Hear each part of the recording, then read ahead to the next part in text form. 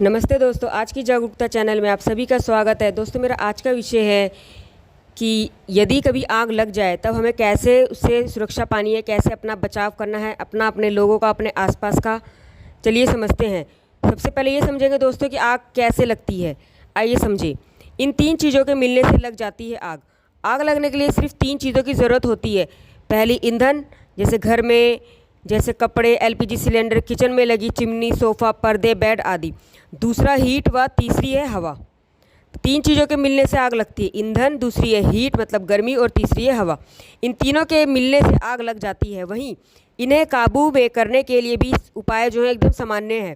इन तीनों में से किसी एक पर भी अगर काबू कर लेते हैं तब हम आग पर कंट्रोल कर सकते हैं। दोस्तों, हमने अधिकतर घटनाओं में देखा है कि किचन में खाना बनाते वक्त बातचीत के दौरान महिलाएं गैस पर छोंक वाला सामान छोड़कर चली जाती हैं और चिमनी की सफाई समय समय पर नहीं करते हैं। ऐसे में चिमनी से आग लगने का खतरा बढ़ जाता है। ठीक इसी तरह ओवरलोडिंग से भी घरों, फैक्ट्री व ऑफिस में आग लग जाती है। मतलब लोग अपने घरों की वायरिंग चेक नहीं करते हैं। शुरुआत में तो नए मकान, नए ऑफिस, नया कोई भी बिल्डिंग बन जाता है, सब तारें नई होती है, लेकिन पुरानी वायरिंग धीरे धीरे जब काम होता रहता है, काफ़ी टाइम निकल जाता है, तो वायरिंग पुरानी हो जाती है। दूसरा, सुविधा के लिए लोग घरों में एसी व अन्य उपकरण और कई चीज़ें, इलेक्ट्रॉनिक आइटम्स बढ़ा देते हैं, लेकिन वायरिंग तो वही पुरानी रही। तो समय समय पर वायरिंग चेक कराना बहुत ज़रूरी है, लेकिन वायरिंग चेक नहीं करते। ऐसे में ओवरलोडिंग होने के कारण शॉर्ट सर्किट हो जाता है और आग लग जाती है।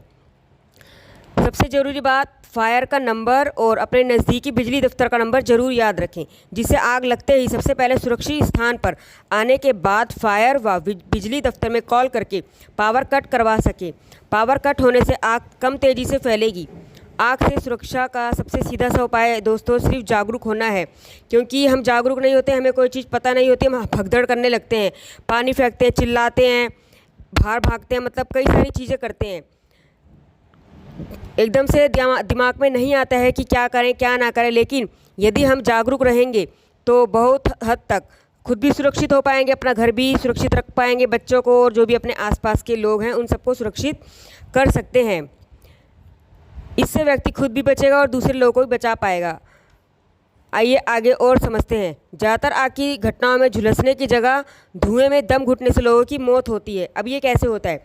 बड़ी बिल्डिंग में रहने वाले लोग अक्सर सीढ़ियों के रास्ते को लॉक करके रखते हैं, जिससे धुआं बाहर नहीं निकलता और अंदर ही अंदर पूरे में फैलता रहता है और धुआं की चपेट में लोग आ जाते हैं, जिससे दम घुटने से आग में जो फंसे लोग हैं उनकी मृत्यु हो जाती है।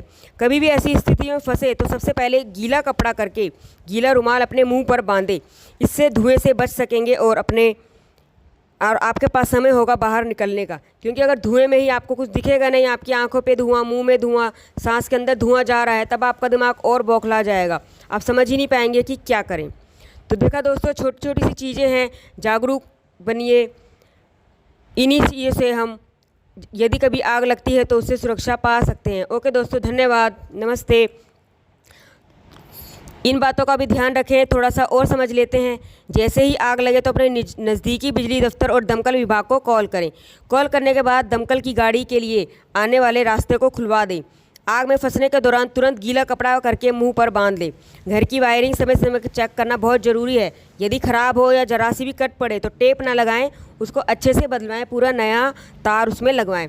अगर एमसीबी बार बार बंद हो रही है तो इसका मतलब समझ जाए कि घर की वायरिंग में कुछ गड़बड़ी है, तो इसके साथ कोई खिलवाड़ नहीं, इसको तुरंत चेक करवाइए। एसी के साथ पर्दे कभी ना लगाएं, क्योंकि पर्दे एकदम से आग पकड़ते हैं और पर्दे के साथ और जो चीज़ें हैं आसपास, अलमारी, लकड़ी की या जो भी चीज़ है, वो सब तुरंत आग पकड़ के पूरे घर में आग फैल सकती है।